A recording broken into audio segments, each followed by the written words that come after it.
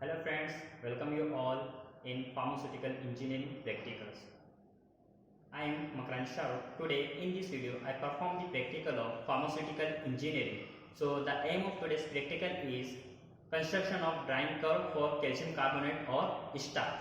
So the requirement for this practical is, first one is the chemical is starch, or we can take as a calcium carbonate. So in this practical I am taking here the starch powder. Next one is the spatula. Next equipment is petri plate, and the next one is the weight balance. So here I am taking the starch powder 10 grams. Okay, stop. So the principle of this practical is drying. So first of all I clear here the definition of drying. Drying is defined as the removal of small amount of water or other material from the material by the application of heat. So next point इस procedure of this practical. सो इस practical के अंदर हमें सबसे पहले क्या करना है, सबसे पहले जो प्रोसीजर की स्टेप है, weight of empty petri dress. एक पेट्री प्लेट लेना है जो क्लीन हो, उसको हमको वेट बैलेंस के ऊपर रखना है और उसका वेट डिटरमाइन करना है. वेट होगा ये हमारा weight of empty petri plate, ये W1 हुआ. उसके बाद हमें क्या करना है, इसी पेट्री प्लेट के अंदर हमें जो हमारा सैंपल लिया था हम लोगों ने 10 ग्राम जो वेट करके लिया था उसको ऐड करना है. सो हम लोगों ने यहाँ पर जो भी हमारा सैंपल था कैल्शियम कार्बोनेट या स्टार्च, उसको पेट्री प्लेट के अंदर ऐड कर दिया. सबसे पहले प्रोसीजर के अंदर बहुत सारे स्टेप है. तो पहली स्टेप ये है कि weight of empty petri plate लेना है, ये हो गया आपका W1. उसके बाद आपको सैंपल ऐड करना है तो ये हो गया W2. उसके बाद हमें यहाँ पर जो मेजरिंग सिलेंडर था उसके अंदर हम लोगों ने वाटर लिया था 10 ml, तो इसको हमें इस जो पेट्री प्लेट है उसके अंदर ऐड करना है.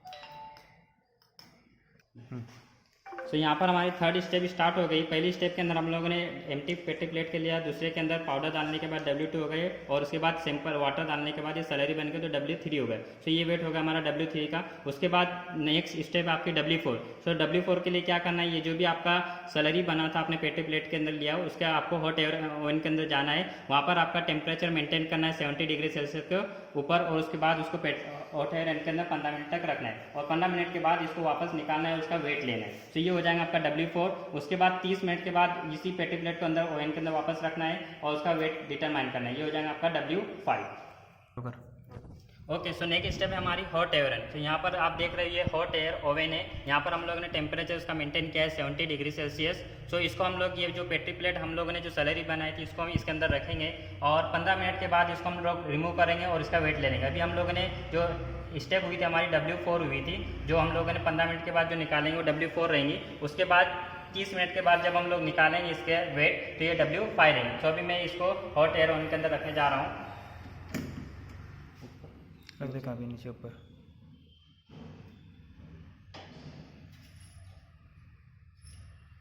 सो यहाँ पर हम लोगों ने हॉट एयर ओवन के अंदर हमारी जो भी सैलरी बनी थी पेट्री डिश के अंदर इसको रख दिया, और इसको हम क्लोज करते हैं और 15 मिनट के बाद इसका वेट डिटरमाइन करते हैं.